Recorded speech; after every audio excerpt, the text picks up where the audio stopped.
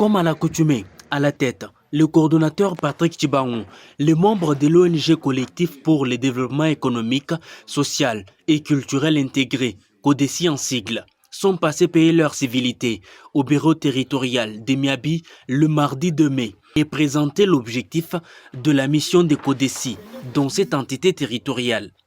Venu dans les cadres des suivis de la réalisation des travaux du programme de développement à la base des 145 territoires, Patrick Tchibaou et sa suite ont palpé du doigt les débuts des travaux de la construction du nouveau bâtiment administratif du dit territoire. Nous sommes dans le secteur de Tchulundu, précisément dans le groupement de Bakwachia, où est prévue la construction d'un centre de santé. Patrick Tchibaou, coordonnateur de CODECI, et sa suite ont visité l'espace qui devra abriter cette structure sanitaire. À côté, la population voisine du groupement de Bakwakasansa va bénéficier d'une école moderne. Le bâtiment de Epeinga sera reconstruit et modernisé pour permettre aux élèves de pouvoir étudier dans les bonnes conditions. Voilà qui justifie cette descente d'inspection sur ces lieux.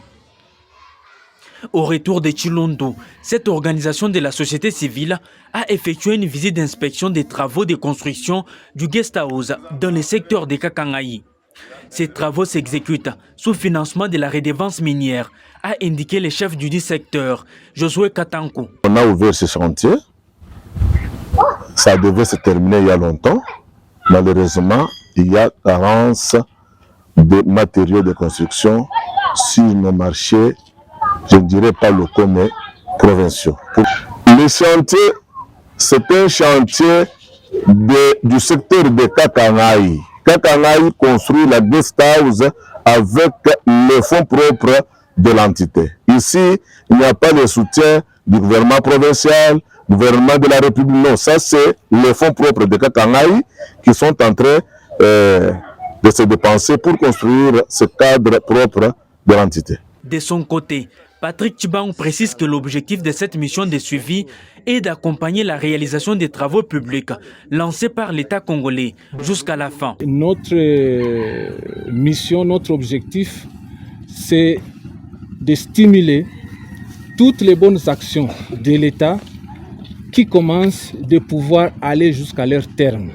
Chaque fois que nous nous rencontrerons sur un chantier ou un ouvrage qui peine à pouvoir évoluer, nous allons lancer des alertes à qui de droit pour que les travaux puissent évoluer.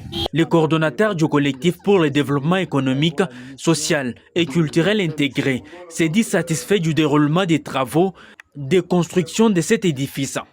Il émet le vœu de voir le secteur de Kakangaï s'impliquer jusqu'à la fin de la construction de ces guest houses.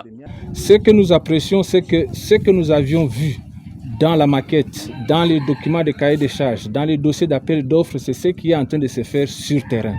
Nous souhaitons seulement que le secteur de Kakangaï puisse aller jusqu'au bout dans la disponibilité des financements à l'entreprise qui est chargée de construire et que l'entreprise respecte toutes les spécificités qui ont été déterminées dans le cahier de charges pour que d'ici quelques semaines ou quelques mois, nous puissions voir le guest house fini. Ce périple a été ponctué d'un forum d'éducation communautaire sous le thème surveillance citoyenne et appropriation des programmes et projets publics. Ces assises de sensibilisation sur les 145 territoires à l'attention de toutes les couches de la population du territoire de Miabi représentée. C'est notamment l'administrateur, la société civile ainsi que la confession religieuse. L'objectif est de voir la population s'approprier ces projets. Comme le dispositif du programme de développement local 145 territoires implique la société civile à un certain niveau des organes qui ont été constitués pour exercer le suivi et la surveillance de tous les programmes, c'est ainsi qu'en tant que société civile, nous avons entamé ce périple-là pour essayer de suivre la réalisation des ouvrages qui sont élaborés dans le cadre des 145 territoires. Et de l'autre côté aussi, sensibiliser la population pour qu'elle puisse s'en approprier dès le début des activités, pour que la population puisse en devenir bénéficiaire pendant le cours de la mise en œuvre de ces ouvrages, parce que la population est impliquée à tous les niveaux, en tant qu'ouvrier, en tant qu'ingénieur, en tant que travailleur. Patrick Tchibaou appelle la population à s'impliquer dans la réalisation de ces ouvrages, les identifier. L'autre aspect, c'est l'appropriation en termes de gestion des ouvrages. C'est aujourd'hui qu'on doit savoir qu'est-ce qu'on construit dans notre entité pour que demain, on puisse être responsable dans la gestion, la maintenance de ces ouvrages pour que ces ouvrages puissent durer le plus longtemps possible et bénéficier aux entités. Et que quand le prochain programme viendra, qu'ils puissent continuer à construire d'autres ouvrages dans d'autres entités et d'ici 3, 4, 5 ans, nos entités seront développées.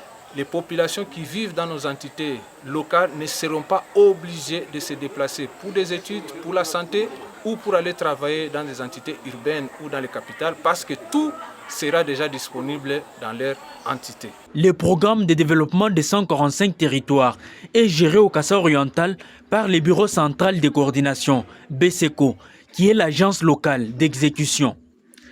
Il s'est de noter que pour la première phase de la réalisation de PDL 145 territoires, le BCECO avait prévu la construction de 313 ouvrages, dont 124 centres de santé et 189 écoles à l'intérieur de la province.